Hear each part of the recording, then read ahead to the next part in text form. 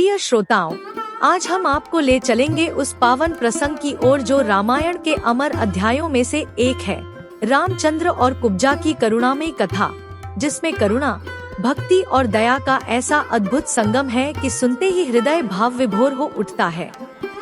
त्रेता युग की धरती पर जब भगवान श्री राम अपने भ्राता लक्ष्मण और मुनिवर विश्वामित्र के साथ अयोध्या से जनकपुरी की ओर जा रहे थे, तभी मार्ग में मथुरा नगरी का प्रसंग आता है, जहां अत्याचार और अहंकार के प्रतीक कंस का राज्य था।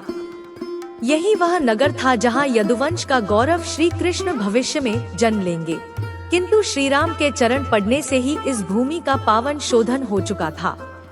नगर की गलियों से होकर जब राम और लक्ष्मण चल रहे थे, तभी उनकी दृष्टि पड़ी एक असाधारण किंतु हृदय को द्रवित कर देने वाले दृश्य पर। एक युवती, जिसका शरीर जन्म से ही टेढ़ा मेढ़ा था, जिसे संसार कुब्जा कहकर पुकारता था, राज दरबार में गंधमालाओं और चंदन सुगंधों को सजाकर कंस तक पहुंचाने वाली सेविका थी, जो स्वयं अपनी काया के दोष के कारण अपमान और तिरस्कार सहती सहती जीवन जी रही थी, किंतु हृदय में एक अमिट चाह, एक असीम प्रेम और एक अव्यक्त भक्ति छुपाए बैठी थी।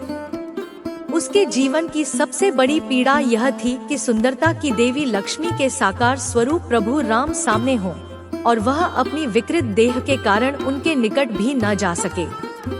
किंतु विधि को कुछ और ही मंजूर था। आज उसका भाग्य बदलने वाला था। आज उसका जीवन ईश्वर के स्पर्श से शुद्ध और गौरवान्वित होने वाला था। कुब्जा जब भगवान को देखती है, उसकी आंखों से अश्रु बहने लगते हैं। उसका हृदय मानो कहता है, हे प्रभु, मैं विकलांग हूँ, मैं अपूर्ण हूँ, मैं असुंदर हूँ, परंतु मेरी आत्मा आपकी शरण में है, मेरी भक्ति निष्कलुष है, मुझे अपने चरणों में स्थान दीजिए। और तब हुआ वह अद्भुत क्षण, जब भगवान श्री राम, जो करुणा के सागर और दया के दाता हैं, ने उसकी इस व्यथा को पहचान लिया। वे उसकी ओर बढ़े, मुस्कुराए और अपनी दिव्य करुणा से झुके।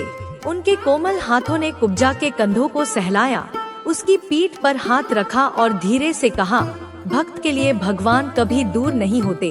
तुम्हारी आत्मा की सुंदरता तुम्हारे तन की असुंदरता को ढक चुकी है। जैसे ही उनके स्पर्श की शीतल किरणें कुब्जा के शरीर पर पड़ी, वह एक अद्भुत परिवर्तन का अनुभव करने लगी। उसकी टेढ़ी मेढ़ी काया सीधी हो गई, उसका चेहरा दिव्य तेज से आभासित होने लगा, उसकी आंखों में भक्ति का आलोक चमक उठा और उसका पूरा व्यक्तित्व मानो अप्सराओं को भी लज्जित कर देने वाला हो गया। यह दृश्य देखकर लक्ष्मण भी विस्मित रह गए और नगरवासी स्तब्ध होकर प्रभु राम की अनंत कृपा की महिमा का गुणगान करने लगे। कुब्जा के जीवन में जो तिरस्कार और व्यथा अब तक उसका पीछा कर रहे थे, वह पल भर में समाप्त हो गए और उसकी आत्मा से केवल एक ही स्वर निकल रहा था, हे प्रभु, आपने मुझे नया जन्म दिया है, मैं सदा आपकी अनुग्रही रहूंगी।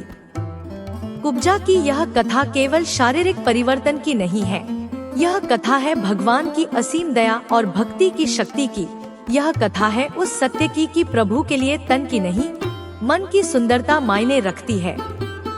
यह कथा है उस गूढ़ संदेश की कि जब आत्मा निष्कलुष होकर ईश्वर को पुकारती है, तो भगवान स्वयं आगे बढ़कर उसके जीवन को मधुरता, आशा और प्रकाश से भर देते हैं। मथुरा की यह कथा हमें सिखाती है कि जीवन में चाहे कितनी भी कठिनाइयां हों, चाहे लोग हमें कितना भी तिरस्कार दें, यदि हमारा हृदय सच्चे भावों से ईश्वर के चरणों की ओर झुका है, तो उनका आशीर्वाद हमें अवश्य प्राप्त होता है।